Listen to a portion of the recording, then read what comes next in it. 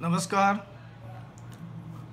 आता तांत्रिक अडचण दूर झालेली असं दिसतंय आणि त्याप्रमाणे आता आपण आपलं ही व्याख्यानाची मालिका पुढे सुरू करत आहोत. अधिवक्ता परिषद अलिबागतर्फे गेली 5 दिवस हे जे वेगवेगळे व्याख्यान मला चालू आहेत त्याच्यातलं आजचं 5वं पुष्प आणि माझा विषय आहे दावापूर्व नोटीसची अनिवार्यता. जेव्हा सरकारविरुद्ध म्हणजे शासनाविरुद्ध दावा दाखल करावयाचा असतो तेव्हा किंवा कोणत्याही संस्थेच्या विरुद्ध दावा दाखल करावयाचा असेल तेव्हा त्या संस्थेला किंवा शासनाला जी दावापूर्व नोटीस द्यावी लागते त्या दावापूर्व नोटीसच्या संदर्भामध्ये आपण आज इथे चर्चा करणार आहोत. सर्वप्रथम आपण ही चर्चा करताना आपल्याला सर्वात महत्त्वाचा भाग बघायचा तो म्हणजे शासनाच्या विरुद्धचे दावे. जेव्हा शासनाच्या विरुद्ध आपण दावा दाखल करतो तेव्हा शासनाला दावा दाखल करण्यापूर्वी नोटीस देणं हे बंधनकारक आहे आणि असं दिवाणी प्रक्रिया संहिता 1908च्या कलम 80 प्रमाणे सांगितलेलं आहे. दिवाणी प्रक्रिया संहिता 1908च्या कलम 80 उपकलम 1 प्रमाणे असं बंधनकारक केलेलं आहे की जेव्हा शासनाच्या विरुद्ध मग ते केंद्रीय शासन असेल किंवा राज्य सरकार असेल कोणत्याही जम्मू काश्मीरच्या राज्यासह असा शासनाच्या विरुद्ध दावा देण्यापूर्वी कमीत कमी 2 महिने अवधीची नोटीस देणं बंधनकारक आहे. आणि त्याच उपकलम 1 मध्ये असं नमूद केलेलं आहे की जेव्हा केंद्र शासनाच्या विरुद्ध दावा द्यावाचा असतो तेव्हा ती नोटीस ही केंद्र शासनाचा मुख्य सचिव यांच्या नावाने पाठवायची असते. जर ती रेल्वे संदर्भात असेल तर रेल्वेच्या जनरल मॅनेजरला ती नोटीस अग्रेषित करावयाची असते. आणि राज्य शासनाच्या विरुद्ध जर दावा द्यायचा असेल तर राज्य शासनाचा सचिव, मुख्य सचिव किंवा जिल्ह्याचा जिल्हाधिकारी यापैकी कोणालाही ती नोटीस आपण जर अग्रेषित केली तर ती चालू शकते. ही नोटीस जी आहे या नोटीस देताना आपल्याला सर्वात महत्त्वाचा भाग लक्षात घेतला पाहिजे की कलम 80 उपकलम 1 हे जसं आपण विचारात घेतो तेव्हा कलम 80 उपकलम 3 अन्वये त्या नोटीसमध्ये काय काय असायला पाहिजे हे बंधनकारक त्याच्यामध्ये दिलेले आहे. त्याच्याबद्दलच्या गाईडलाईन्स दिलेत. असं काही हार्ड अँड फास्ट असा त्याच्या संदर्भातला रूल आहे असं आपण गृहीत धरून चालणार नाही. आपल्याला त्याच्यामध्ये आपण काय म्हणणार आहोत त्याच्यामध्ये तर त्याच्यामध्ये वादी कोण आहे, वादीचं वय काय, त्याचा पत्ता काय, त्याच्यानंतर प्रतिवादी शासन आहे, त्याच्यासोबत आणखीन कोण दुसरे प्रतिवादी असतील तर त्याबद्दलची माहिती, तुम्ही दावा ज्या कारणाकरता देतात त्याची थोडक्यामध्ये हकीकत, त्याची घटना किंवा कोणत्या कारणाकरता हा दावा देतोय त्याबद्दलचं संपूर्ण वर्णन त्या नोटीसमध्ये असायला पाहिजे. आणि दाव्यास कारण काय असणार आहे ज्याला आपण म्हणतो cause of action of the suit which is likely a cause of action of the suit त्याच्याबद्दल वर्णन केलं पाहिजे. आणि तुम्ही शासनाच्या विरुद्ध प्रत्यक्षात कोणत्या प्रकारचे विनंती करणार आहात, त्या शासनाच्या विरुद्ध तुम्ही कोणते अनुतोष मागणार आहात या संदर्भातल्या त्या अनुतोषांचं स्वरूप तुम्ही त्यामध्ये नमूद करणं हे बंधनकारक आहे. आता ह्या पद्धतीनं दिलेलं आहे. परंतु समजा एखाद्याने नोटीस दिली आणि त्या नोटीसमध्ये अगदी कायद्यामध्ये नमूद केलेल्या पद्धतीप्रमाणे संपूर्ण मजकूर लिहिलेला नसेल तर तेवढ्याकरता काही ती नोटीस ही बाद होणार नाही. पण त्या नोटीसमधनं आवश्यक असलेल्या गोष्टी मुख्य म्हणजे तुम्ही त्यांच्या विरुद्ध काय मागणी करणार आहात आणि तुमचा एकूण ह्या सर्व घटनेतनं काय कारण तुम्हाला घडले शासनाच्या विरुद्ध दावा दाखल करत आहे हे सगळा जर मजकूर त्याच्यातनं जर आपल्याला मिळत असेल तर अशी नोटीस आपण ही कायद्यानं त्या ह्याच्यामध्ये योग्य आहे अशी धरावी लागेल असं सर्वोच्च न्यायालय किंवा उच्च न्यायालय म्हणतं. परंतु ही जर नोटीस दिल्यानंतर मग 2 महिने मात्र थांबायला पाहिजे. कारण जर 2 महिने न थांबता जर आपण एखादी नोटीस दिली पण 2 महिन्याचा पिरियड न थांबता जर आपण दावा दाखल केला तर या परिस्थितीमध्ये सुप्रीम कोर्ट असं म्हणतं की अशी जर before completion of the period of 2 months, if the suit is filed, then the suit is not maintainable. Then the plaintiff is required to be returned, and then party has to wait till that 2 months period is expired.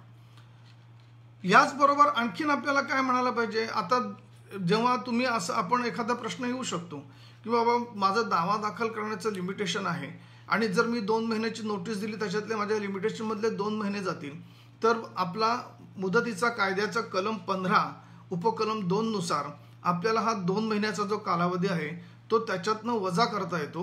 म्हणजे त्याच्यामुळे मूळ दाव्याच्या मुदतीमध्ये कोणताही फरक पडत नाही. परंतु जर एखाद्या शासनाने किंवा शासकीय अधिकाऱ्याने कायद्याला अभिप्रेत असलेल्या गोष्टीनुसार जर त्यांनी त्याचं कर्तव्य पार पाडलेलं नसेल किंवा जर तशी घटना घडलेली नसेल की ज्याला आपण म्हणतो की टोटल अल्ट्रा व्हायरस आहे, टोटल विदाउट ज्युरिडिक्शन आहे, अशा प्रकारचं जर काही असेल तर तेव्हा नोटीस दिली नाही तरी चालू शकेल. त्याच्याकरता नोटीस देणं बंधनकारक आहे असं नाही. तो दावा हा चौकशी ग्राह्य होऊ शकतो. आता अशी हे झालं आपण कलम 80चं उपकलम 1 आणि उपकलम 3 प्रमाणे पाहिलं. परंतु एखादा दावा आपल्याला शासनाच्या विरुद्ध दाखल करणं अत्यंत तातडीनं गरज पडलेली आहे. म्हणजे शासनानं काही तुम्हाला अशी नोटीस दिलेली आहे. आता सध्या आपल्याकडे अलिबागमध्ये आपल्याला दिसून येते की CRZचे दावे शासनाने भरपूर सुरू केले. CRZच्या सगळ्यांना नोटिसा पाठवल्या, प्रत्येकाला सांगितलं घर पाडून टाका, आधी नोटिसा दिल्या, मग आदेश दिले. आणि आपल्याकडे पक्षकार आल्यानंतर आपण म्हणतो की प्रत्यक्षामध्ये माझ्या पक्षकाराचं जे बांधकाम आहे ते कायदेशीर आहे आणि CRZचा कोणताही भंग होत नाही. आणि अशी नोटीस किंवा हे दिलं असेल तेव्हा त्याच्यात ते तुम्हाला सांगतात की जर तुम्ही हे केलं नाही तर आम्ही शासकीय खर्चाने पाडून टाकू आणि त्याचा सर्व खर्च तुमच्याकडनं वसूल करू. मग अशा वेळेला आपण जेव्हा मनाई हुकमाचा दावा दाखल करतो त्या मनाई हुकमाच्या दाव्याकरता अशी नोटीस न देता आपण दावा दाखल करू शकतो. त्याच्याकरता उपकलम 2 बघायला पाहिजे. उपकलम 2 मध्ये न्यायालयाला अशी नोटीस न देता दावा दाखल करण्यास परवानगी देता येतं. परंतु त्याच उपकलम 2 मध्ये असं स्पष्टपणे नमूद केलेलं आहे की जर शासनाच्या विरुद्धच्या त्या दाव्यासाठी आवश्यक असलेली नोटीस न देता दावा दाखल करण्यास न्यायालयाने परवानगी दिली तरी पण न्यायालयास मात्र शासनाच्या विरुद्ध कोणताही एकतर्फी हुकूम करता येत नाही. मग या परिस्थितीमध्ये अशी नोटीस क्षमापित करणं, ज्याला आपण नोटीस वेव करणं म्हणतो, ती नोटीस वेव केल्यानंतर न्यायालयाने शासनाला न्यायालयामार्फत नोटीस पाठवायची आहे आणि मग ती नोटीस दिल्यानंतर शासनाला त्याच्यामध्ये हजर राहायला सांगितल्यानंतर शासनाच्या वतीनं कोणताही प्रतिनिधी तिथे हजर राहिला तर त्या ह्याच्याप्रमाणे हजर झाल्यानंतर मग त्याचं म्हणणं ऐकून न्यायालयाने हुकूम द्यायचा आहे. या संदर्भामध्ये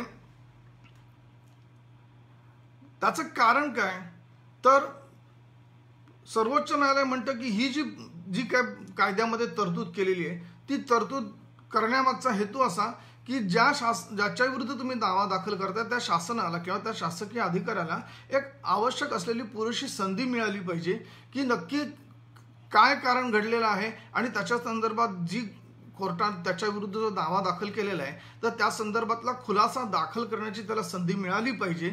म्हणून अशा प्रकारचा एकतर्फी मनाई हुकूम करता येणार नाही. अगदी नोटीस वेव करून सुद्धा असं आपल्या सर्वोच्च न्यायालयाने स्टेट ऑफ एपी केसमध्ये निष्कर्षित केलेलं आहे. ही स्टेट ऑफ एपी केस म्हणजे ती 2007-2 ऑल-एम-आर 435 या न्याय निर्णयामध्ये ती आपल्याला पाहायला मिळू शकते आणि त्याच्यामध्ये हे आपल्याला दिसू शकतं. त्याच वेळेला आणखीन एक महत्त्वाची बाब लक्षात ठेवायला पाहिजे की सर्वोच्च न्यायालयाने एक आणखीन या संदर्भातला एक लँडमार्क डिसिजन दिलेला आहे. 1984-3 SCC 46 तो घनश्याम दास केस म्हणून ती ओळखली जाते. या घनश्याम दास केसमध्ये की समजा तुम्ही कोर्टामध्ये गेलात, कोर्टाला सांगितलं की आम्हाला असा अर्जंटली दावा दाखल करायचा आहे तर ही नोटीस वेव करण्याकरता आम्हाला परवानगी द्यावी, ती नोटीस वेव करावी. कोर्टाने तशी नोटीस वेव केली. परंतु जेव्हा नंतर कोर्टापुढे प्रकरणानंतर कोर्टाला असं दिसून आलं की प्रत्यक्षात ती नोटीस वेव करण्याकरता म्हणून जे कारण सांगितले तर प्रत्यक्षात अशा प्रकारची तातडीनं कोणताही मनाई हुकूम देण्याची गरज दिसून येत नाही, तर अशा वेळेला मात्र पुन्हा कोर्ट म्हणू शकतं की नथिंग डुईंग, तुम्ही जे असेल ते तुम्ही परत गव्हर्नमेंटला नोटीस द्या आणि ती नोटीस दिल्यानंतर मग तुम्ही योग्य तो त्याचा पिरियड संपल्यानंतर तुम्ही दावा दाखल करावा. हे घनश्याम दास केसमध्ये म्हटलेलं आहे आणि हा घनश्याम दास हा केसला जो आहे हा मी 2-3 गोष्टी करता आपल्याला त्याचा आधार घ्यावा लागणार आहे. त्याच्यानंतर एक आणखीन अशी कधी कधी कॉन्टिजन्सी येते की खाजगी पक्षकारांमधला दावा दाखल आहे, त्याच्यामध्ये आता उदाहरण द्यायचं आपण म्हटलं तर वाटपाचा दावा दाखल केलेला आहे किंवा आणखीन दुसरा खरेदी खत चॅलेंज करणारा दावा दिलेला आहे. त्याच्यामध्ये अशी कॉन्टिजन्सी येते की त्याच्यानंतर आपल्याला दिसून येईल की प्रत्यक्षात संबंधित तलाठ्यानं किंवा सर्कलनं अशा काही त्याच्यामध्ये नोंदी केलेल्या आहेत की त्या नोंदी त्याच्यामुळे आपल्याला आव्हानित करणं आवश्यक पडतं. मग त्यावेळेला ती नोंद कशी बेकायदेशीर आहे ह्याकरता म्हणून जर काही आव्हानित केलं तर शासनाला पार्टी करण्याकरता म्हणजे पक्षकार करण्याकरता तर आपण दावा दुरुस्तीचा अर्ज दाखल केला, तर दावा दुरुस्तीचा हा असा अर्ज दाखल केल्यानंतर तेव्हा शासनाला पक्षकार करणार.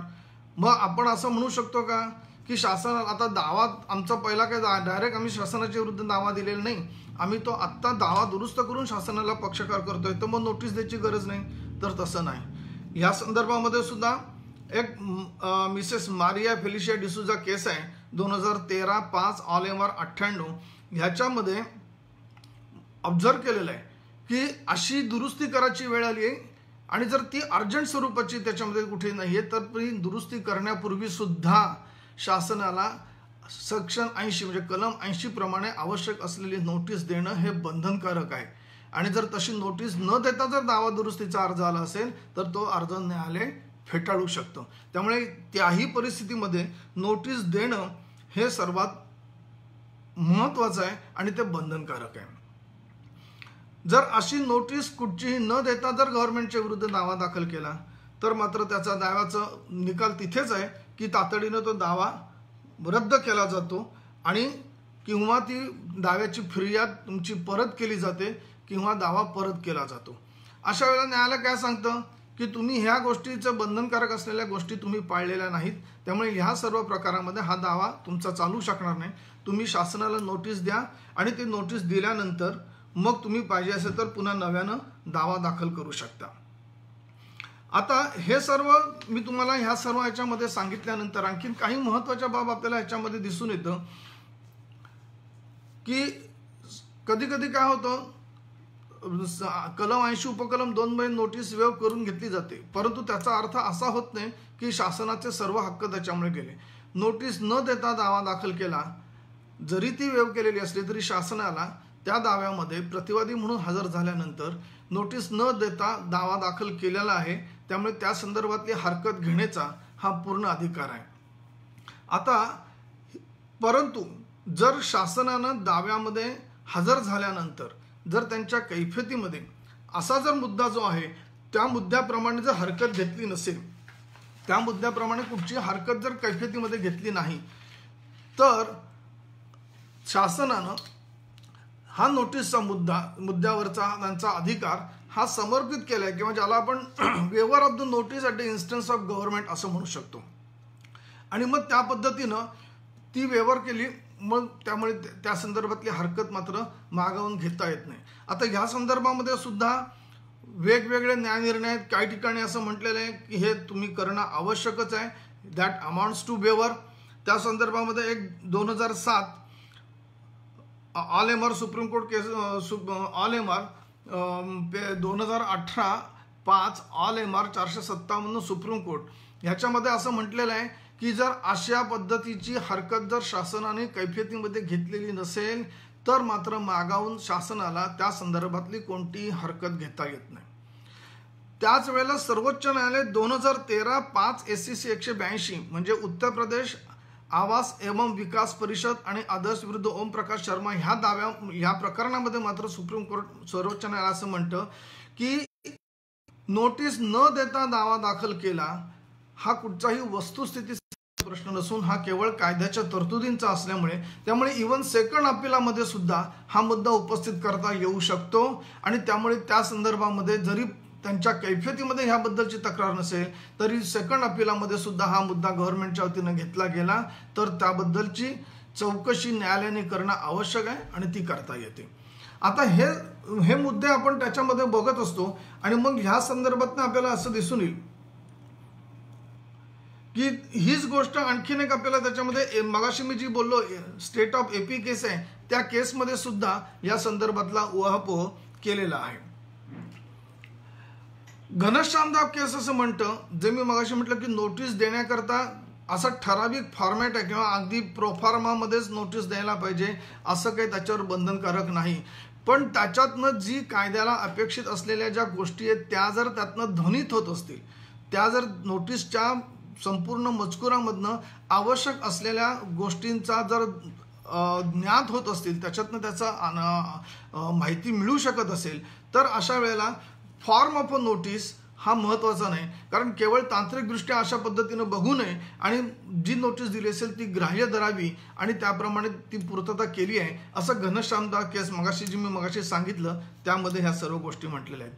आता आपण ह्या सर्व गोष्टी बघत असताना आपल्याला दिसून येईल की गव्हर्नमेंटच्या विरुद्धचा हे दावे देताना ही पद्धत आहे आणि ही बघायला आपल्याला आवश्यक आहे. आपण बऱ्याच वेळेला बघतो की कारण नसताना नोटीस पण वेव करून घेतली जाते आणि तसेच दावे दिले जातात परंतु प्रत्यक्षात त्याच्यामध्ये कोणत्याही प्रकारची अर्जन्सी नसते. परंतु कधी कधी आपण एक पक्षकाराचं समाधान करण्याकरता म्हणून पण दावा देतो परंतु शक्यतो आपण सर्व विधिज्ञांनी अशा प्रकारचे दावे दाखल करण्याकरता पक्षकारांना समजावून सांगितलं पाहिजे की बाबा एवढी अर्जन्सी नाही तेव्हा नोटीस देणं गरजेचं आहे. ती नोटीस आपल्याला देणं आवश्यक आहे. ती नोटीस देणं पडते. आता ही नोटीस मी सांगितलं पण हे नोटीस देत असताना तुम्हाला त्या संदर्भामध्ये दाव्याची मुदत म्हणजे मुदतीचा कायदा कुठे त्याला बाधा निर्माण करत नाही ना तो दावा मुदतीत आहे ना नंतर तो जो दावा दाखल करणारा त्यासाठी दिवाणी न्यायालयाला अधिकार क्षेत्र आहे ना ह्या गोष्टींची खात्री तुम्ही करणं आवश्यक आहे. कारण मग नाहीतर पुन्हा समजा एखादा महसूल खात्याविरुद्ध तुम्ही संदर्भातला दावा देत आहे पण जर त्या संदर्भात जर तुम्हाला त्याच्यामध्ये काही योग्य ती गोष्टी तुम्ही त्याला दिलेल्या नसतील तर मात्र बॉम्बे रेव्हेन्यू ज्युरिडिक्शन ऍक्टची त्याला बाधा येऊ शकते. म्हणजे तुम्ही नोटीस देऊन सुद्धा न्यायालयाला अधिकार क्षेत्र नाही म्हणून त्या संदर्भामधला सुद्धा तुमचा दावा हा रद्द होऊ शकतो. त्यामुळे ही जी अनिवार्यता नोटीसची आहे ही नोटीस आपल्याला मी सांगितलं की शासनाच्या विरुद्धचा दावा दाखल करताना आपल्याला महत्त्वाचं बघायचे त्या फक्त दिवाणी प्रक्रिया संहिता 1908 मधील कलम 80च्या तरतुदी ही शासनाच्या नोटीस विरुद्धचा दावा दाखल करतो तेव्हा त्या संदर्भातला आहे. आता आणखी महत्त्वाचा भाग दुसरा आपल्याला सांगायचा आहे की फक्त शासनाच्या विरुद्ध दावा दाखल करण्याकरता ही नोटीस देणं बंधनकारक आहे का तर फक्त शासनापुरेसं नाही. अजूनही बऱ्याच संस्था अशा आहेत की ज्या संस्थेच्या विरुद्ध दावा दाखल करायचा असेल तर त्या ठिकाणी दावापूर्व नोटीस देणं हे बंधनकारक आहे.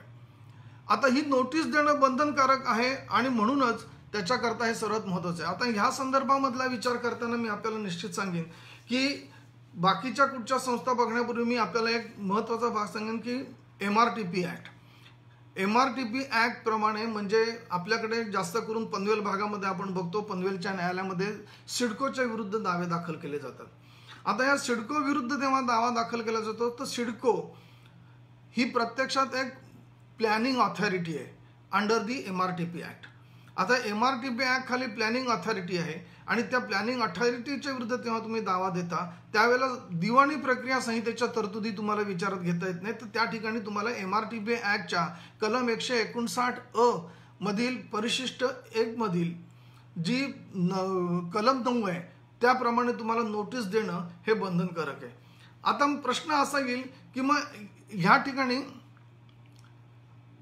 ठिकाणी जेव्हा तुम्ही सिडकोच्या विरुद्ध दावा दाखल करता मग ती नोटीस न देता म्हणजे क्षमापित करता किंवा वेव करून आपल्याला दावा देता येईल का तर मात्र ह्या ठिकाणी कलम 80 मध्ये जी तरतूद उपकलम 2 अन्वये दिलेली आहे तशी कोणतीही तरतूद MRTP कायद्याखाली नसल्यामुळे तशी कोणतीही नोटीस ही तुम्हाला वेव करून मिळत नाही किंवा करून मागता येणार नाही. आणि अशी नोटीस न देता जर तुम्ही दावा दिला असेल तर तो कुठच्याही परिस्थितीमध्ये दावा हा चौकशी ग्राह्य राहत नाही.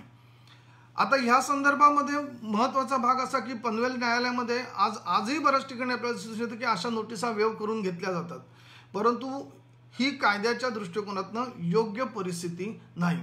आता या पनवेल न्यायालयामधीलच एक प्रकरणामध्ये दिवाणी न्यायालयाने अशा प्रकारची नोटीस वेव करण्याकरता नकार दिला आणि मग ते प्रकरण हे उच्च न्यायालयात गेलं. तर नामदार उच्च न्यायालयाने मध्ये एक रिट पिटिशन जो दाखल झाला तो रिट पिटिशन नंबर आहे 1349/2011.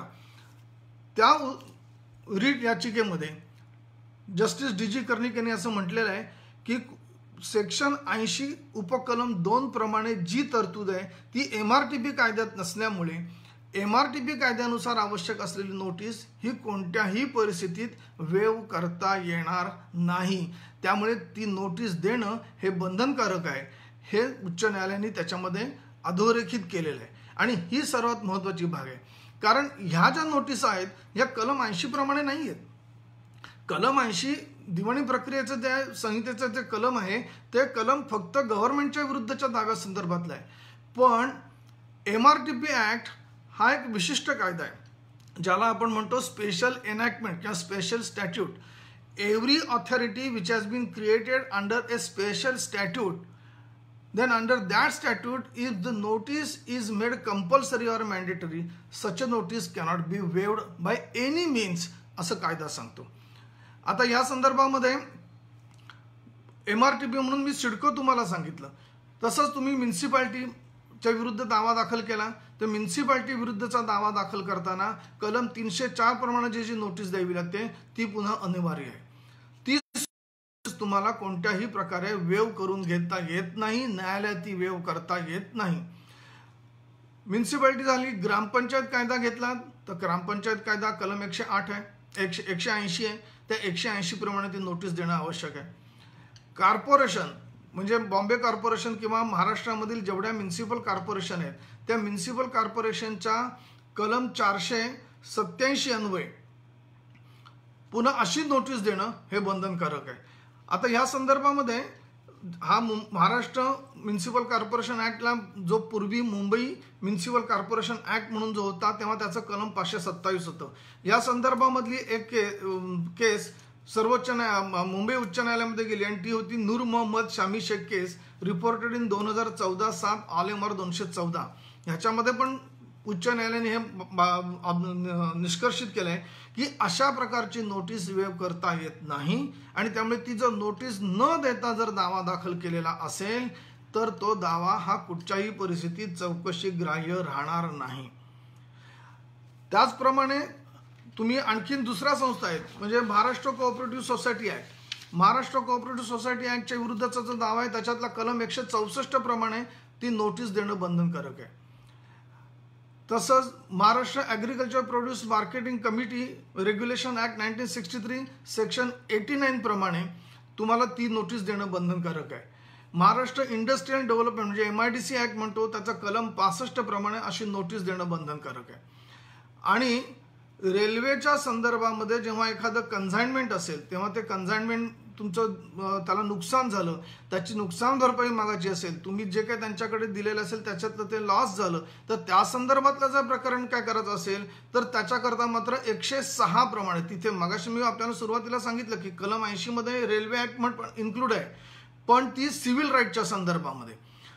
पण रेल्वेच्या अंतर्गत व्यवहारासंदर्भातील एखादा दावा दाखल करायचा आहे, तुम्हाला नुकसान भरपाई मागायचे किंवा तुम्ही त्यांच्याकडे काही मुंबईहून दिल्लीला एखादं वस्तू पाठवली आणि ती तिथे पोहोचली नाही आणि त्याच्यामुळे नुकसान झालं, अशा प्रकारचं तुम्हाला जर त्यांच्याकडनं काही क्लेम करायचं असेल कॉम्पेन्सेशन मागायचं असेल तर मात्र त्याच्याकरता कलम 106 प्रमाणे नोटीस देणं आवश्यक आहे. तिथे CPC कलम 80 ची नोटीस उपयोगात येत नाही किंवा ते प्रकरण CPC 80 प्रमाणे गव्हर्न होत नाही.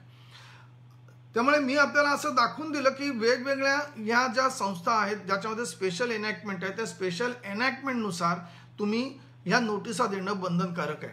आता प्रत्येक वेळी नोटीस देणं बंधनकारक आहे का किंवा त्या संदर्भामध्ये तुम्ही महत्त्वाचा भाग आपल्याला दाखवून देऊ शकतो की ही नोटीस द्यायची ही त्याचं कारण काय, पण ती कोणत्या संदर्भात द्यायची. Any act done by the concern authority while discharging the duties contemplated under the particular act.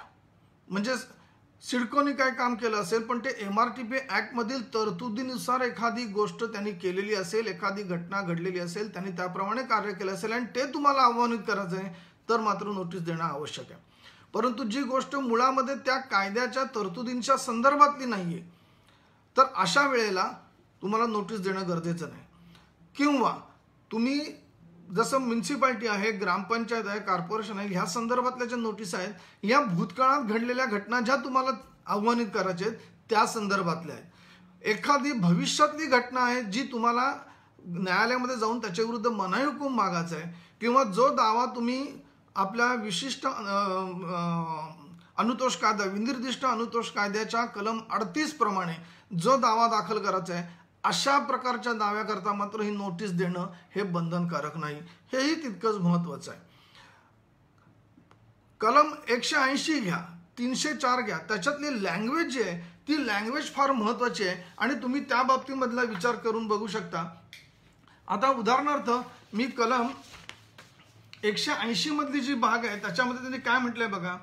No action shall lie against any member, officer, servant or agent of panchayat acting under its direction in respect of anything in good faith done under this act or any rule or bylaw. No action shall be brought against any panchayat or any member, officer, servant or agent or panchayat acting under its direction for anything done or purporting to have been done by or under this act until the expiration of 3 months notice. महत्त्वाचं, ह्या कायद्याखाली ज्या गोष्टी त्यांनी करायच्या आहेत त्या गोष्टींच्या संदर्भामध्ये जर तुम्हाला दावा दाखल करायचा असेल तर ही 180 खालची नोटीस तुम्हाला देणं बंधनकारक आहे.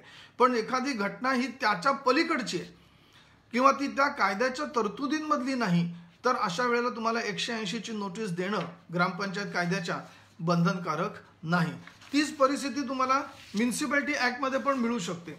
म्युन्सिपॅलिटी ऍक्टमध्ये तुम्हाला आता कॉर्पोरेशन ऍक्टमध्ये असं आपण घेतलेलं आहे त्याच्यात असं म्हटलेलं आहे no suit shall be instituted against the corporation or against the commissioner or the transport manager or against any municipal officer or servant in respect of any act done or purported to be done in pursuance or execution or intended execution of this act or in respect of any alleged neglect or default in the execution of this act. म्हणजे त्या कायद्यानं आवश्यक असलेल्या ज्या गोष्टी आहेत त्या कायद्यातल्या गोष्टींसंदर्भातल्या ज्या काही कृती केली असेल ती जर आव्हानित करायची असेल तर ही नोटीस देणं तुमच्यावर बंधनकारक आहे असं त्याच्यामध्ये म्हटलेलं आहे. या संदर्भामध्ये एक मी महत्त्वाचा भाग आपल्याला सांगू इच्छितो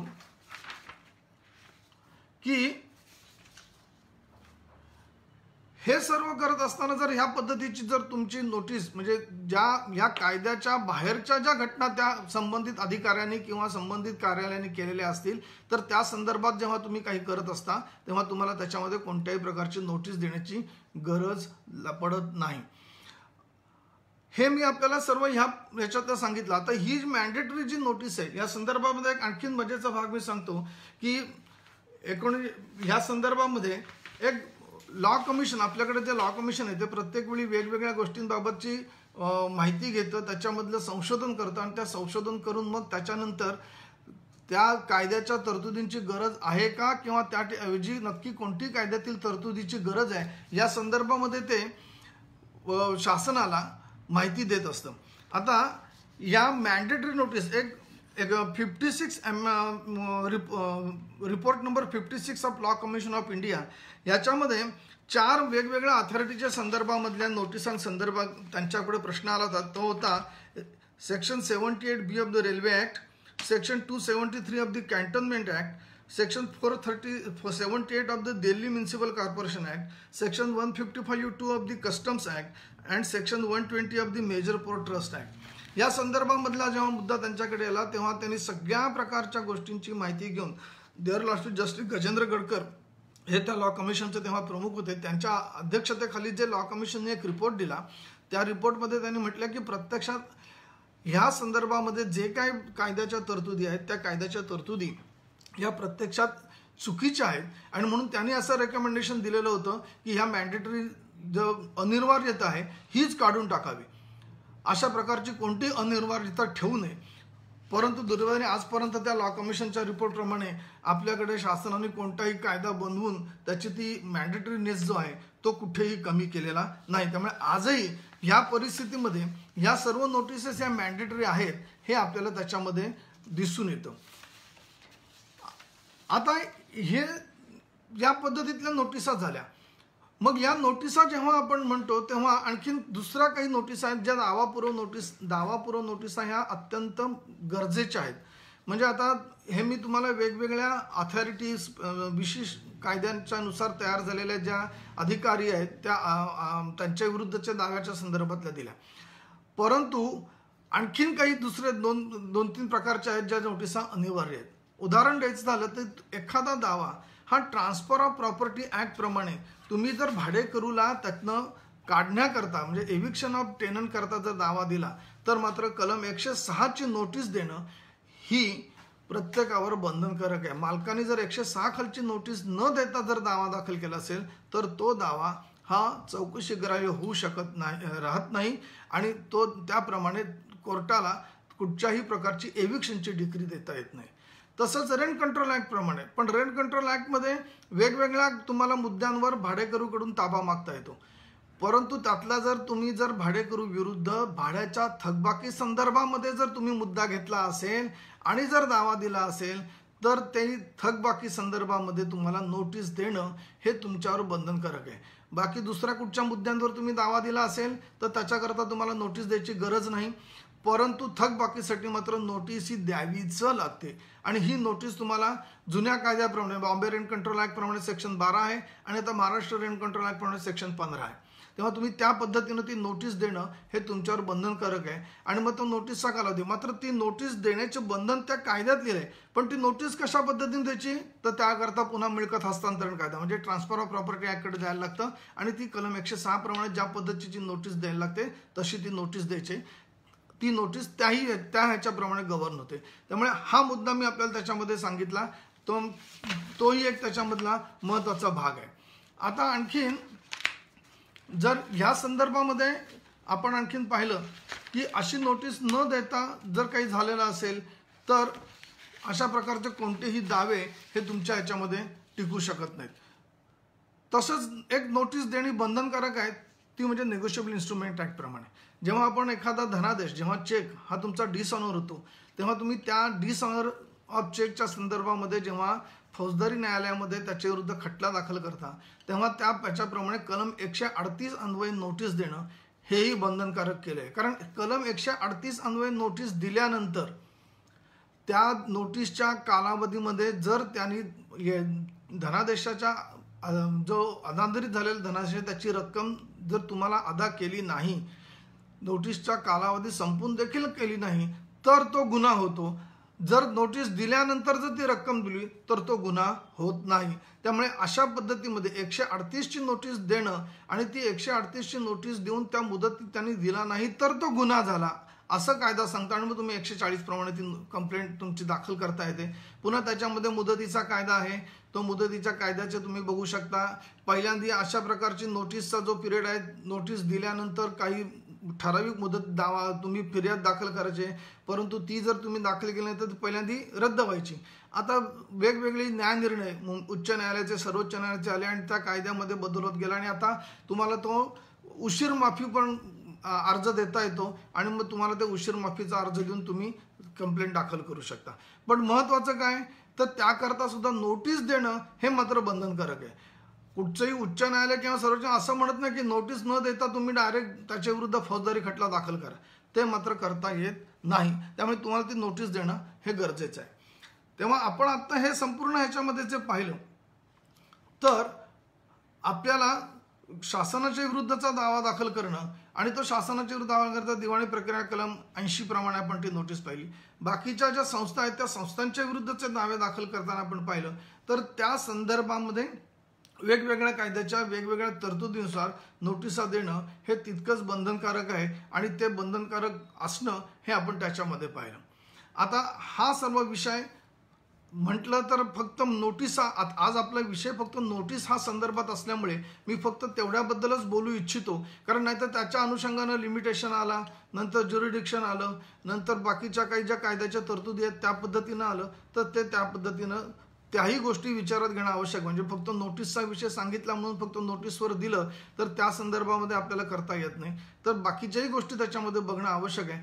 परंतु हा विषय जेव्हा अधिवक्ता परिषदेच्या वतीनं मला विचारण्यात आलं की आपण या संदर्भातलं काही सांगू शकाल का, तेव्हा माझ्या डोळ्यापुढे सर्वात महत्त्वाचं कुठे काय आलं असेल ना, तर पनवेल न्यायालयामध्ये जे प्रलंबित असलेले सिडको विरुद्धचे दावे. बहुतेक ठिकाणी सिडकोच्या विरुद्ध दावा दाखल केला जातो, ट्रायपार्टी ॲग्रीमेंट चॅलेंज केलं जातं, नंतर जे महत्त्वाचे 12.5% भूखंड, म्हणजे आज पनवेलमधलं जवळजवळ 60% लिटिगेशन हे 12.5% भूखंडातलं आहे. आणि आता या विमानतळामुळे या 22% भूखंडाच्या संदर्भातलं आता ती नव्यानं सुरू होती. पण त्या संदर्भामध्ये जेव्हा यांच्या विरुद्ध सिडकोच्या विरुद्ध दावा दाखल केला जातो तेव्हा सर्रास रीतीनं मी पनवेल कोर्टामध्ये पाहिले की ती नोटीस वेव करून घेतली जाते आणि न्यायालय पण ती बऱ्याच कामामध्ये तशी नोटीस वेव करतं. आता माझ्या एका प्रकरणामध्ये हा प्रश्न आला, त्याच्यामध्ये मी हरकत घेतली की ही जी हरकत घेतली, मी हरकत घेतली पण मी खाजगी पक्षकाराकरता घेतली, मी काही सिडकोच्या वतीनं त्याच्यामध्ये नव्हतो. तर सुप्रीम कोर्ट असं सांगतं की ह्या ज्या काही नोटिसा न देता दावे दाखल केले जातात, तेव्हा ही नोटीस जर दिली तर ही नोटीस तुम्ही म्हणता तर त्या नोटीस न देण्याची हरकत ही कोण उपस्थित करू शकतं, तर फक्त सिडको किंवा संबंधित जी संस्था आहे ती संस्था. खाजगी पक्षकाराला मात्र ह्याच्यातली तक्रार उपस्थित करण्याचा कोणताही अधिकार नाही, म्हणजे कैफियतीमध्ये तो तक्रार घेऊन हे सांगू शकत नाही. हां, त्या संबंधित संस्थेने ती तक्रार घेतली तर त्या तक्रारीच्या चौकशीच्या मध्ये आपणही सहभागी होऊ शकतो आणि मग त्या सहभागामध्ये आपण सिडकोच्या बरोबरीनं ही कशी गरज आहे, ही नोटीस देणं कसं गरजेचं होतं, या त्या संदर्भातलं आपण आपलं मत मांडू शकतो. तेव्हा कोर्ट तुम्हाला आपले प्रश्न विचारात घेऊ शकतं त्या संदर्भामध्ये. परंतु सिडको तक्रार करत नाही आणि मी खाजगी पक्षकाराच्या वतीनं तक्रार केली तर ते कायद्यानं चालणार नाही. त्यामुळे आपल्याला ह्या सर्व ज्या गोष्टी आहेत त्या ह्याच्यामध्ये मी आपल्याला दाखवून दिल्या की विविध विशिष्ट कायद्यांच्या तरतुदीनुसार कशा नोटीस, दावापूर्व नोटिसा ह्या देणं बंधनकारक आहे, ज्याला आपण अनिवार्य म्हणतो, ते अनिवार्य आहेत. आणि त्या नोटिसा न देता जर दावा दाखल केला तर मात्र तो दावा कुठच्याही परिस्थितीमध्ये चौकशी ग्राह्य राहणार नाही. आता या संदर्भामध्ये मगाशी मी आणखीन एक सांगितलं की जर भविष्यातल्या घटनेबद्दल जर दावा द्यायचा असेल तर त्याच्याकरता नोटीस देणं आवश्यक आहे का, तर त्या संदर्भामध्ये 1986 महाराष्ट्र लॉ जर्नलमध्ये एक केस लॉ आलेला आहे. त्याच्यामध्ये असं म्हटलेलं आहे की जर भविष्यातील घडणाऱ्या घटनेबद्दल जर तुम्हाला दावा दाखल करायचा असेल तर अशा संदर्भामध्ये ही कलम 180 किंवा ह्याच्या 304 प्रमाणची तुम्हाला नोटिसा द्यायची गरज नाही. तर फक्त ज्या घटना घडून गेलेल्या आहेत त्या घटना आव्हानित करण्याकरता फक्त तुम्हाला दावा द्यायचा आहे. अदरवाईज तुम्ही हा कुठचाही दावा अशा प्रकारची नोटीस देण्याची गरज नाही, असं त्याच्यामध्ये न्यायनिर्णयामध्ये म्हटलेलं आहे.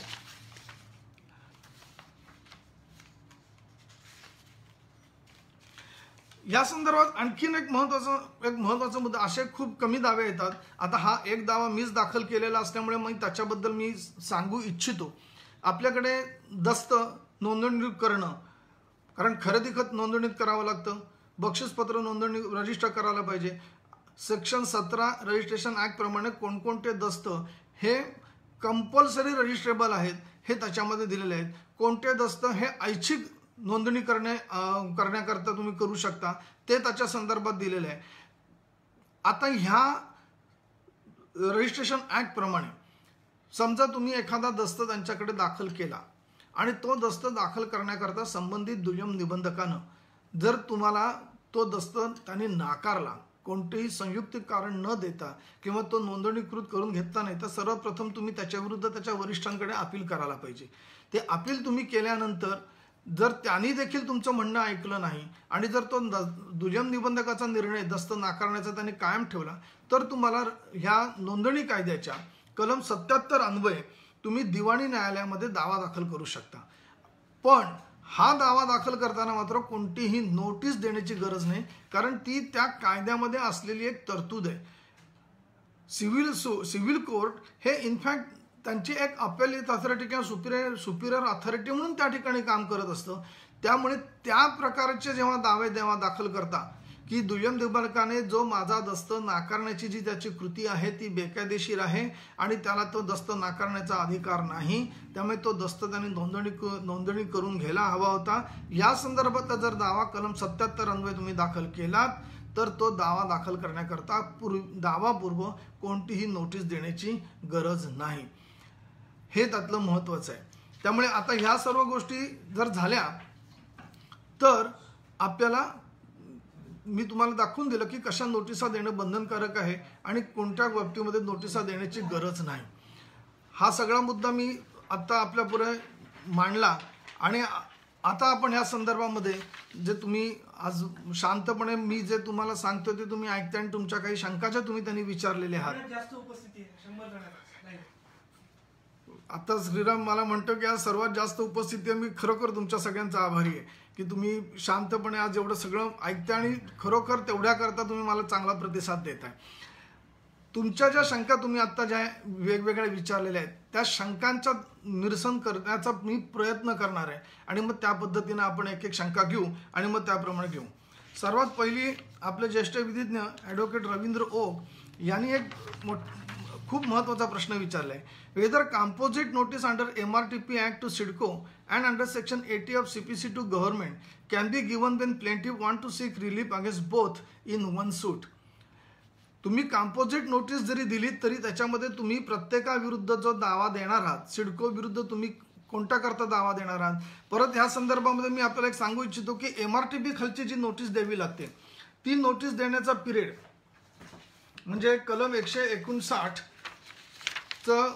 परिशिष्ट 1 मध्ये जी नोटीस अपेक्षित आहे ती नोटीस देताना त्याच्यातला जो पिरियड दिलेला आहे तो पिरियड आणि कलम 80 ची नोटीस हे तुम्ही देताना तुम्हाला त्या ह्याच्यामध्ये बघायला पाहिजे.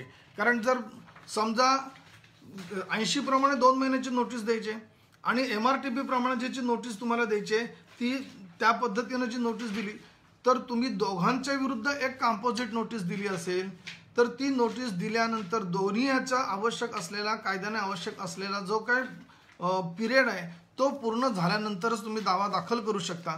पण माझ्या मते तुम्ही कंपोजिट नोटीस देऊ शकता.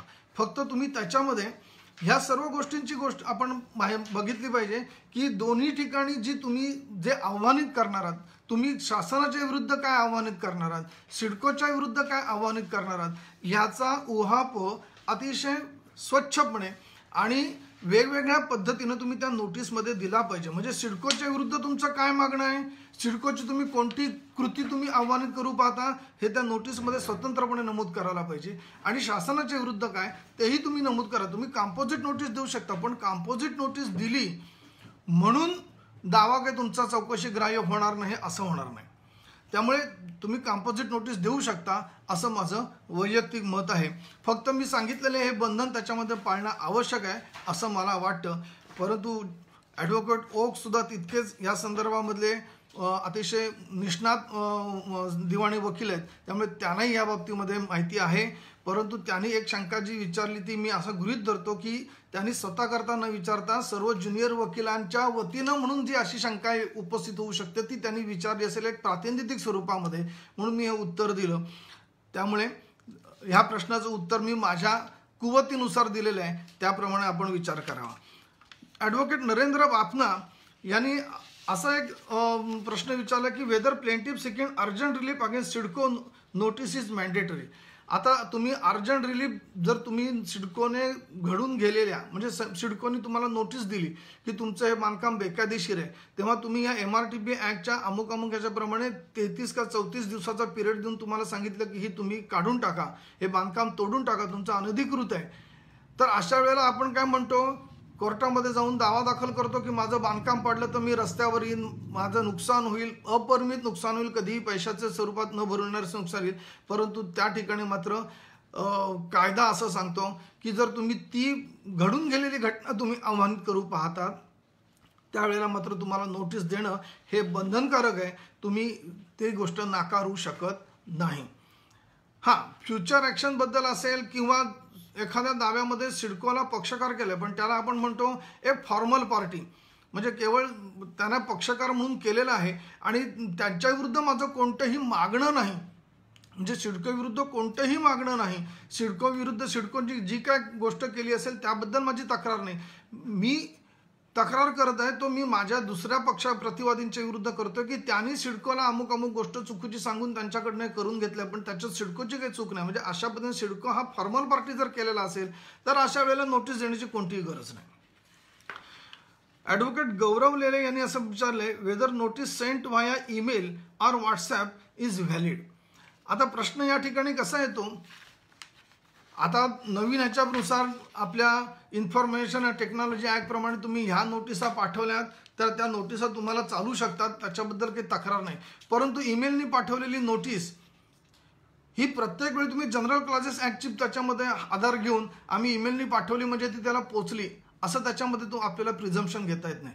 रजिस्टर पोस्टाने पाठवलेली नोटीस हा त्याचा ॲड्रेस करेक्ट ॲड्रेसवर पाठवलेली असेल तर ती नोटीस त्याला मिळाली अथवा नाही मिळाली ह्याबद्दल जर तुमच्याकडे काही ॲक्नॉलेजमेंट आलेली नसेल तर जनरल क्लॉज सांगतो की ही नोटीस त्याला पोचली असं गृहीत धरावं लागेल. परंतु ईमेलनी पाठवली नोटीस या संदर्भामध्ये जनरल क्लॉजेस ॲक्टमध्ये अद्याप माझ्या माहितीनुसार त्याबाबतीत संदिग्धता आहे, त्याचा खुलासा तेवढा दिलेला नाही. पण तुम्ही पाठवलेला ईमेल आणि त्या ईमेलला तुम्ही एक कमांड दिली असेल की ह्या ईमेल तुम्हाला पोचला त्याच्याबद्दलचा मला रिप्लाय द्यावा की ही तुम्हाला ईमेल कन्व्हर्सेशनचे तुम्हाला पाठवले ते तुम्हाला मिळालं, you have received the email and other party other side accept that yes. त्याच्यामध्ये बरेच वेळा आपल्याला रीड द मेसेज म्हणून एक वेगळा परत ईमेल येतो, तो रिप्लाय येतो. मग तुम्ही पाठवलेला ईमेल आणि तो रीड केल्याबद्दलचा ईमेल असं सगळं एकत्र घेऊन जर तुम्ही न्यायालयात दाखल केलं तर तुम्ही ती दिलेली नोटीसही कायदेशीर आहे असं गृहीत धरता येईल. व्हॉट्सअप मात्र च्या बाबतीमध्ये आपण थोडीशी अजून माझ्या मनात साशंकता आहे, कारण व्हॉट्सअपमध्ये कसं आहे की एखाद्याने व्हॉट्सअप पाठवलेला मेसेज वाचला का नाही वाचला हे आपल्याला त्या व्हॉट्सअपमध्ये ग्रीन बरोबर खूण केलेली असते, ती त्याच्यावरून आपण म्हणतो ग्रीन आली म्हणजे त्यांनी वाचला. परंतु ते प्रत्येकाचा ऐच्छिक भाग असतो, काही जण ते नोटिफिकेशन म्हणजे त्या पद्धतीनं तुम्ही वाचलाय का नाही वाचलं ह्याबद्दल त्याची जी सेटिंग आहे त्या सेटिंगमध्ये ते बंदच ठेवतो, म्हणजे ती तुम्हाला पाठवलेला व्हॉट्सअप मेसेज हा मिळालाय का नाही मिळालाय तुम्हाला आयुष्यात कळू शकत नाही. मग अशा वेळेला तुम्ही पाठवलाय म्हणून जनरल क्लॉजेस ॲक्टचा वापर करून तुम्ही असं म्हणू शकत नाही की ही नोटीस त्याला मिळाली so that is a sufficient notice असं म्हणता येणार नाही. आणि अर्थातच जी तुम्हाला नोटीस द्यायची त्याच्यामध्ये ज्या ज्या गोष्टी अंतर्भाव व्हायला पाहिजे, एवढी मोठी नोटीस तुम्ही व्हॉट्सअपवर पाठवायची हे जरा थोडंसं कठीण आहे. त्यामुळे व्हॉट्सअप नोटीस ही मात्र विचारात घेता येणार नाही असं माझं वैयक्तिक मत आहे. ॲडव्होकेट रोहित मानकर यांनी असं विचारलंय, filed a suit against the government in the court as per section 80 subsection 2 and with notice but within 2 months if the government does not give its opinion. म्हणजे मला आता ह्याच्यामधलं खरं नक्की काय विचारायचं आहे तुम्हाला ते मला कळलेलं नाही आहे. परंतु जर तुम्ही असं म्हटलं त्याच्यातनं मगाशी मी सांगितलं की नोटीस दिली परंतु 2 महिन्याचा पिरियड संपायच्या आत जर दावा दाखल केला तर या तुमच्या ह्या प्रश्नाचं उत्तर मी असं सांगेन की नोटीसचा पिरियड संपायच्या आधीच दावा दाखल केलेला असेल तर तो दावा चौकशी ग्राह्य होणार नाही. आणि जर उत्तर गव्हर्नमेंटने उत्तर आपण नोटीस पाठवल्यानंतर त्याला उत्तर द्यायलाच पाहिजे, द्यावं नाही द्यावं हा त्यांचा प्रश्न आहे. त्याने उत्तर न देता सुद्धा तुम्ही 2 महिने पूर्ण झाल्यानंतर दावा दाखल करू शकता, पण 2 महिने तुम्हाला थांबणं आवश्यक आहे. हे 2 महिने कुठून तुम्ही पाठवलेली नोटीस त्यांना जर ती त्यांना पोचली ह्याबाबतची तुमच्याकडे ॲक्नॉलेजमेंट असेल तर त्या पोचलेल्या दिवसापासून पुढे 2 महिने. त्यामुळे जर त्या संदर्भात तुम्ही जर हे केलेलं असेल तर तो दावा विधिग्राह्य होईल म्हणजे चौकशी करावी. पण तुम्ही मुदत संपाच्या आत जर दावा दाखल केला असेल तर तो मात्र दावा कुठच्याही परिस्थितीमध्ये चौकशी ग्राह्य होणार नाही. मगाशी मी गौरव लेलेंनी जी एक प्रश्न विचारला होता त्यालाच अनुसरून ॲडव्होकेट पल्लवी भिसे यांनी एक असा प्रश्न विचारला. ते म्हणतात की व्हॉट्सअपवर हे समजतं, व्हॉट्सअपवर समजतं, पण म्हणजे कसं आहे की हा खूप धूसर भाग आहे. म्हणजे तुम्ही व्हॉट्सअप मेसेज पाठवला त्याचा स्क्रीनशॉट घ्या किंवा तो ते व्हॉट्सअपचं कॉन्व्हर्सेशन तुम्ही कॉम्प्युटरला घेऊन नंतर तुम्ही ते द्या आणि मग त्याच्या संदर्भातलं तुम्ही ते दिलं, मग त्याला तो पोचला म्हणून ग्रीन टिक दिसते म्हणून त्याचा तुम्ही पुन्हा एक स्क्रीनशॉट घ्या तो द्या. हे सगळं तुम्ही दिलं मग पण पुन्हा मी हे सांगेन की ह्या इलेक्ट्रॉनिक मीडियाप्रमाणे जर तुम्ही एखादी गोष्ट दिली तर मात्र पुन्हा सेक्शन 65 ऑफ एव्हिडन्स ऍक्ट प्रमाणे तुम्हाला सर्टिफिकेट जोडावंच लागेल. आणि मग ते जोडल्यानंतर मग त्याचा क्युम्युलेटिव्ह इफेक्ट हे कोर्टाच्या हातामध्ये, म्हणजे न्यायालय ह्या बाबतीत विचार करू शकेल की या संदर्भात. पण प्रश्न असा येतो की व्हॉट्सअपने दिलेल्या सर्व इन्ग्रेडियंट्स त्याच्यात आलेत का, कायद्याने आवश्यक असलेले.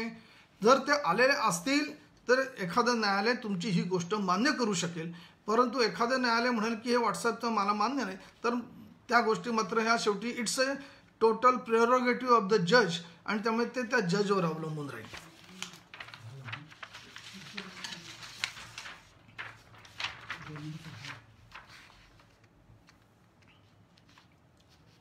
एक यश म्हात्रे वकिलांनी एक असा प्रश्न विचारलाय, नोटीस पाठवली परंतु तेव्हा नोटीसमधील मजकूर किंवा मिळकतीचं वर्णन चुकलंय तर काय करावे.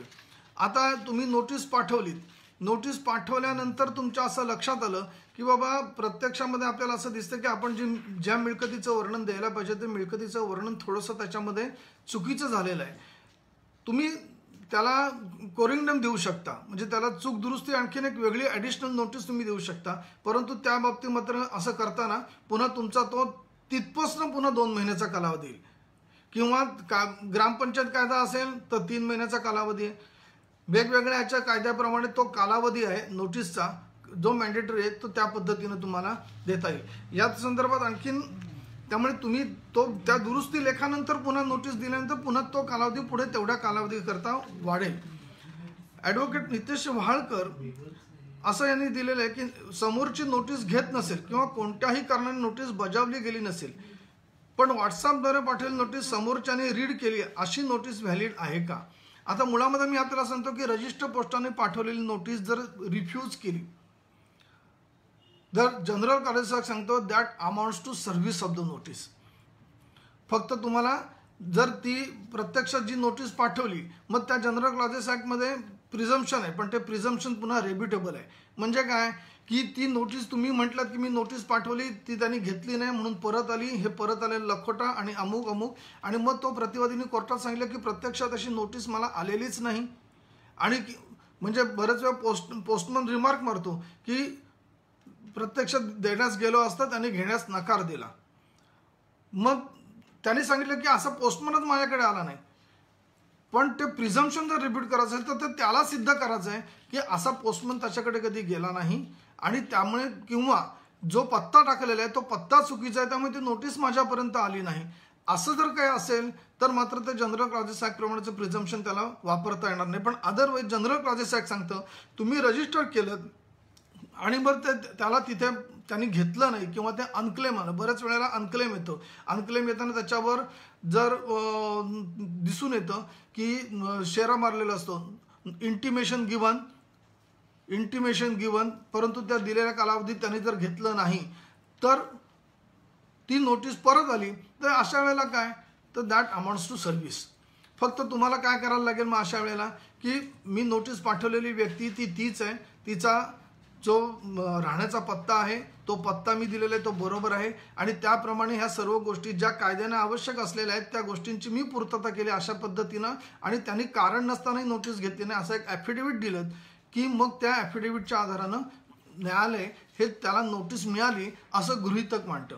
आणि हे जर गृहीतक जर त्याला दूर करून हवं असेल तर जो चॅलेंज करणार आहे त्यांनी ती गोष्ट कोर्टामध्ये तशी सिद्ध करून दाखवायची, तरच तो गृहीतक म्हणजे ज्याला आपण प्रिझम्पशन म्हणतो ते रिब्यूट होऊ शकतं.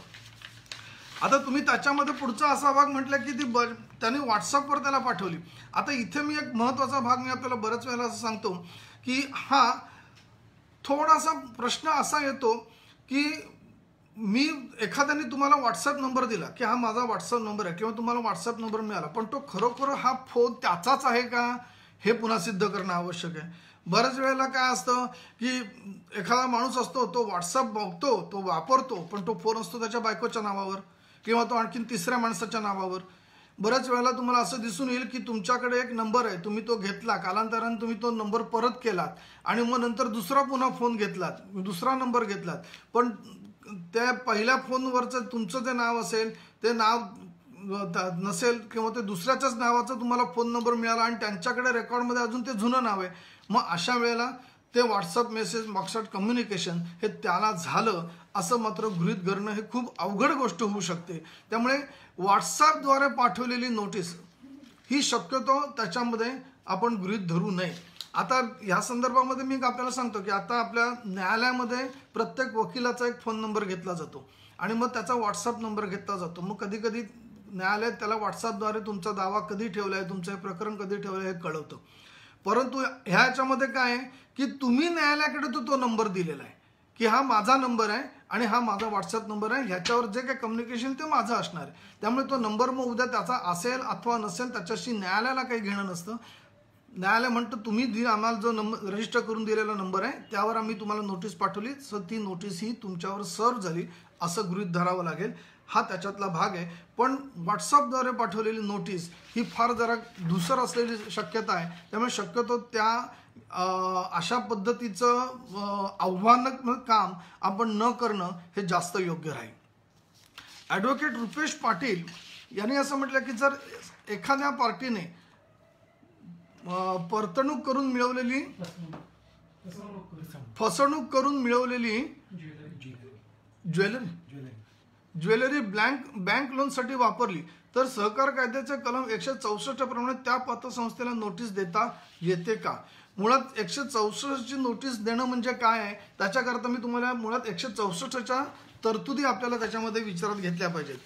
तर 164 काय सांगतो तो कायदा मी आपल्याला सांगतो.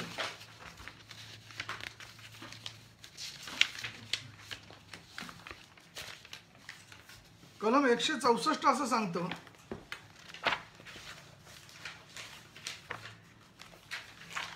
की ही नोटीस कशा करता द्यायची आणि कोणत्या कारणाकरता द्यायची, तर त्या संदर्भामधला मी आपल्याला भाग सांगतो.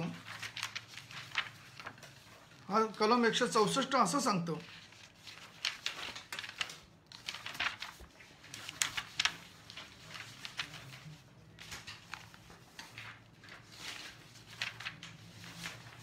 no suit shall be instituted against a society or any of its officer in respect of any act touching the business of the society until the expiration of 2 months next after notice in writing has been delivered to the registrar or left at his office stating the cause of action, the name, description and place of residence of the plaintiff and the relief which he claims, and the plaintiff shall contain a statement that such notice has been so delivered or left. म्हणजे 164 ची notice ही कोणाला द्यायची आहे?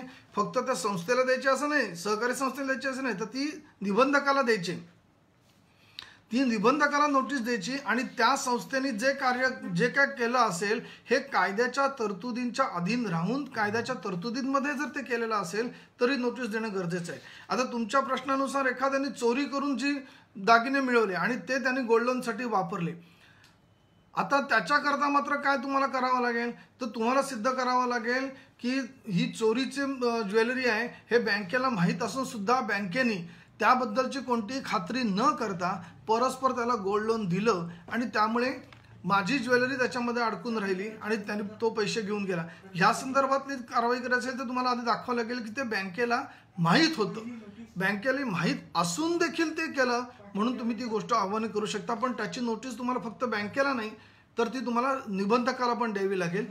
ती त्या पद्धतीनं देणं हे तुमच्यावर बंधनकारक आहे. एक प्रश्न असा विचारलाय ॲडव्होकेट पल्लवी तुपे यांनी की वकिलांची नोटीसवर सही राहिली तर काय परिणाम होईल. आता हा खूप टेक्निकल भाग आहे. जर नोटीसवर सहीच राहिली तर ती नोटीस ही मुळामध्ये माझ्या दृष्टिकोनातनं ती विधिग्राह्य होणार नाही. परंतु कसं असतं की त्या प्रत्येक दाव्याच्या वस्तुस्थितीनुसार न्यायालयामध्ये ज्या गोष्टी तुम्ही सांगितल्यात तर त्या संदर्भामध्ये येईल. परंतु जेव्हा एखादी मॅन्डेटरी नोटीस तुम्हाला असेल आणि जर त्या नोटीसमध्ये अशा त्रुटी राहिलेल्या असतील तर ती नोटीस ही कायद्यानं ग्राह्य धरली जाणार नाही. त्यामुळे तुम्ही ह्या पद्धतीमध्ये सही राहिली पण म्हणून असं गोष्ट नाही, पण सही राहिली म्हणजे फक्त तुमच्या स्थळ प्रतीवर राहिली का मूळ प्रतीवर राहिली. मूळ प्रतीवर जर सहीच राहिली नसेल तर हा केवळ कोरा एक साधा कागद आहे की ज्याला कोणतीही किंमत नाही असंच त्याच्यामध्ये गृहीत धरावं लागेल. त्यामुळे ती नोटीस ही कायद्याने ग्राह्य धरता येणार नाही.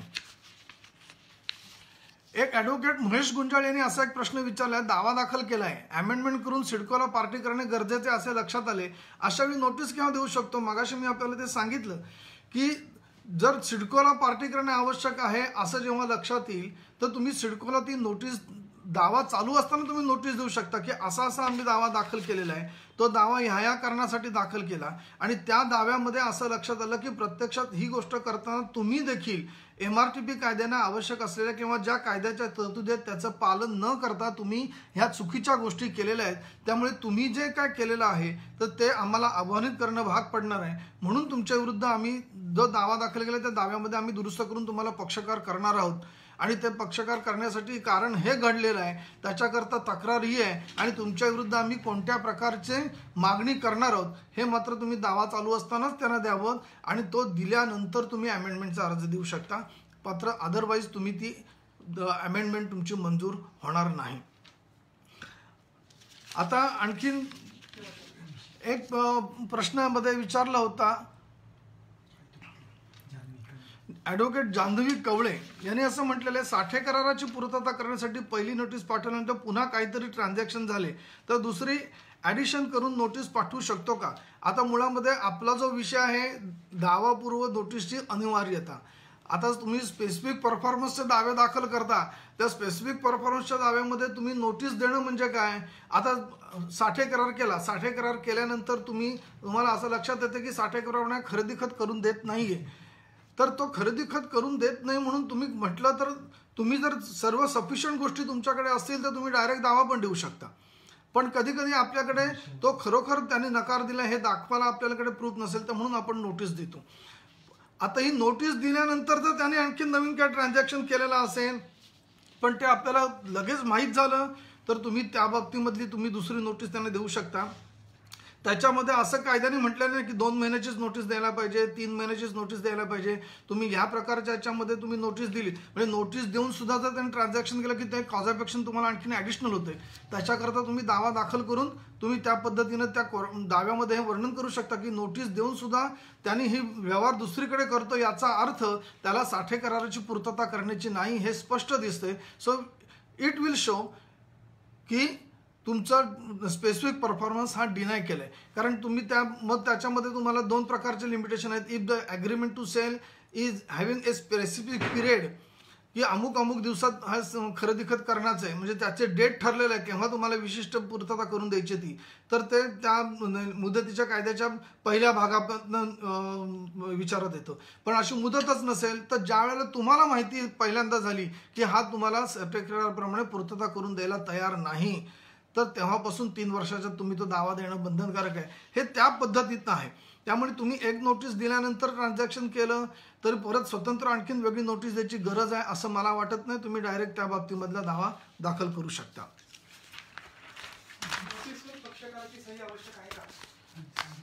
ॲडव्होकेट मानसी म्हात्रे यांनी एक असा प्रश्न विचारलाय. अच्छा त्यांचं आहे सॉरी एक प्रश्न असा आहे की नोटीस जेव्हा पाठवतो त्या नोटीसवर पक्षकाराची सही असणं आवश्यक आहे का? आता असं आहे तुम्हाला वकील म्हणून नेमल्यानंतर की तुम्ही वकील म्हणून तुम्ही त्याचा प्रतिनिधी म्हणून ती नोटीस पाठवताय. अशा वेळेला तुम्ही पक्षकाराच्या सहीची कोणतीही गरज नाही. हा प्रश्न केव्हा येऊ शकतो की दावा दाखल केल्यानंतर तुम्हाला ज्यांनी प्रत्यक्षामध्ये नोटीस देण्याकरता वकीलपत्र दिलं ती व्यक्ती ही अबक म्हणून जी स्वतःला म्हणत होती ती अबक ही व्यक्ती नसून ती प्रत्यक्षात अबक व्यक्ती ही दुसरीच आहे. हे आता मिस इम्पर्सोनेशन आपण त्याला इम्पर्सोनेशनचा भाग जेव्हा येतो हा दाव्यामध्ये येऊ शकतो तोपर्यंत तुम्हाला तर कळू शकत नाही. परंतु ह्या परिस्थितीत माझं असं म्हणणं आहे की पक्षकाराची सही असणं ही कोणत्याही प्रकारची गरज नाही. आपण मॅट्रिमोनियल मॅटर्समध्ये नोटिसा पाठवताना त्याच्यामध्ये काही एक वेगळी बोल्ड ॲलिगेशन्स आपण समोरच्या पक्षकारावर करत असतो तेव्हा अशा वेळेला मात्र ते बोल्ड ॲलिगेशनची कोणतेही प्रॉब्लेम वकिलापर्यंत येऊ नये म्हणून पक्षकाराची सही घेणं हे एक प्रिकॉशन म्हणून आवश्यक करतं. पण मी ज्या आत्ता आपण जो विषय करतो त्या विषयातल्या ज्या नोटिसा आहेत त्या नोटिसांमध्ये ही गरज नाही.